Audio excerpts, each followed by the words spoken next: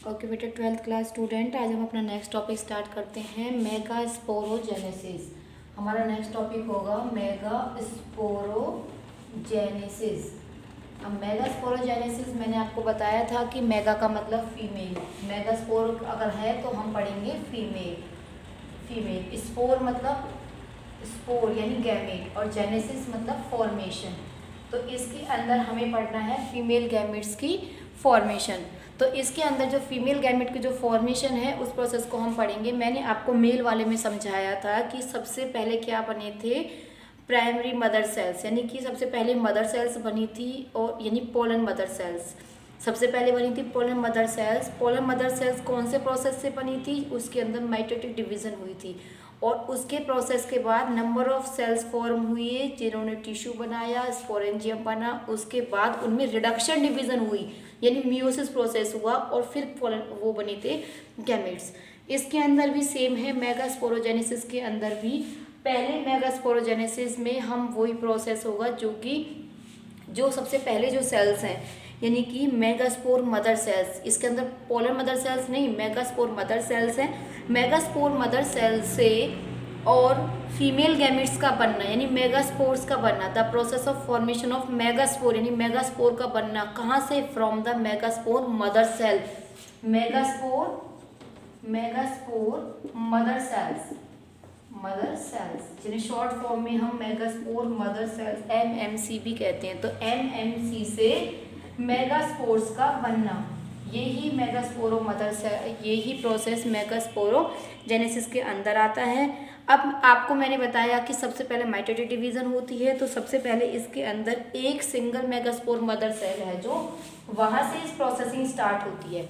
मानो ये एक सिंगल मेगास्पोर मदर सेल्स है, सिंगल मदर ये है, ये डिफ्रेंशिएट होगी, और ये कौन सी जगह पर डिफ्रेंशिएट होती है, माइक्रोपाइल रीजन पे। मैंने कल आपको ओव्यूल की स्ट्रक्चर कराई थी, तो ओव्यूल की स्ट्रक्चर के अंदर हमने किया था, हमने एक ओव्यूल की स्ट्रक्चर की थी इस तरीके से, और इसके अंदर मैंने आपको रीजन बताया था। तो ये वाला रीजन कौन सा था, माइक्रोपाइल था, माइक्रोपाइल एंड था, और ये वाला मैंने बताया था आपको चैलेजा एंड, और ये साइड में थे इंटेग्यूमेंट्स।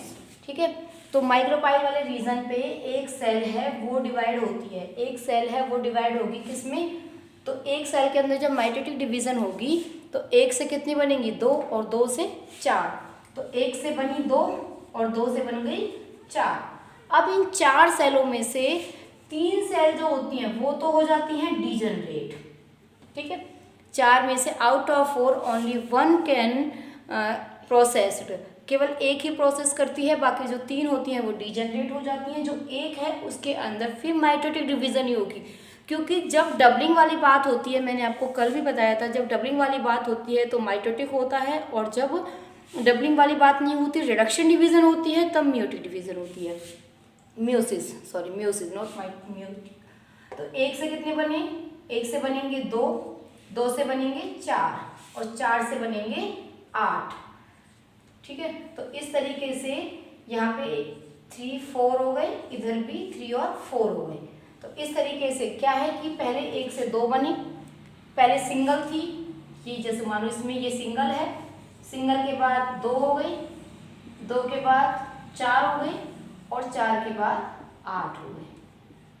ठीक है, इस तरीके से इसमें डिवीजन होती है, और ये 8 हो जाती हैं। अब इन 8 में से कोई एक इधर से और एक इधर से सेंटर में आ जाती हैं।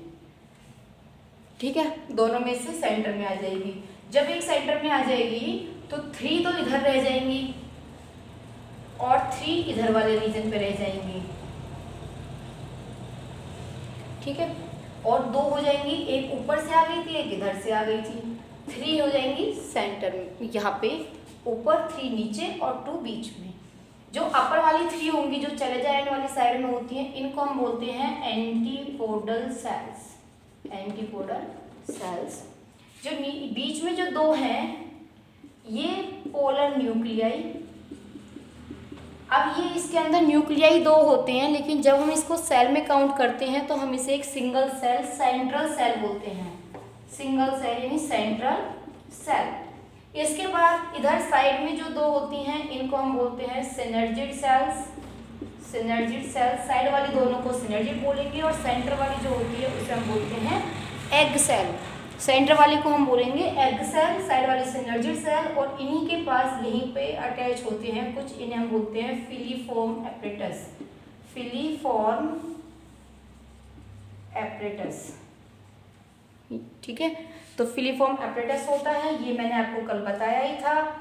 ये जो होता है वो हाइलम होता है, ये मैंने लास्ट वीडियो में आपको समझाया है। इसकी जो अटैचमेंट है वो हाइलम है, ये फ्यूनिकल है, और जहाँ पे ये ओवरी में जुड़ेगा ये कहलाएगा, फिर ये हाइलम हो गया, ये फ्यूनिकल हो गया, और ये प्लेसेंटा हो जाएगा, ठीक है।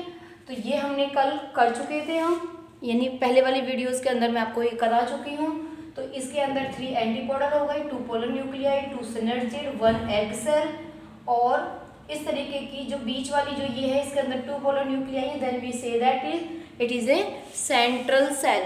तो ये सेंट्रल सेल हो जाएंगे। बाकी मैंने आपको ये सारी चीज़ें समझा दी हैं, ये सारी चीज़ें क्लियर हो गई हैं। That's why we can see that in embryo sac, क्योंकि ये सेंटर का मैंने आपको बताया था, इसको हम बोलते हैं एम्ब्रियो सैक।